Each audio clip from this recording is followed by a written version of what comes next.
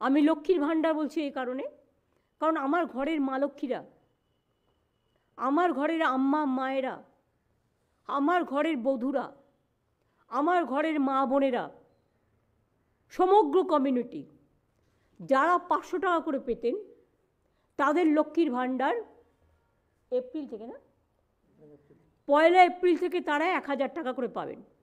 অর্থাৎ একেবারে সকলের জন্য। আপনাদের অনেকের মধ্যেই একটা চিন্তা ছিল যে আমি 500 পাই, আরেকজন 1000 পাই, একটা বৈষম্য কেন হচ্ছে। আমাদের আর্থিক হয়তো সামর্থ্য ছিল না, আমরা স্টার্ট করেছিলাম। এই বৈষম্য আমরা চাই না, কোনো জাতিতে জাতিতে থাকুক।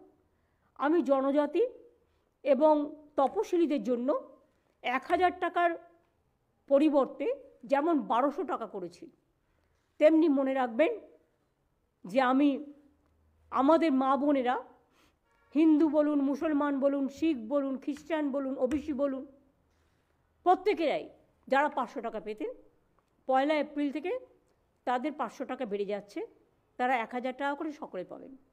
আর তপশিলি এবং আদিবাসী ভাই বোনেরা, মানে বোনেরা, মায়েরা, তারা 1000 পেতেন, তাদেরটা 1200 করা হলো।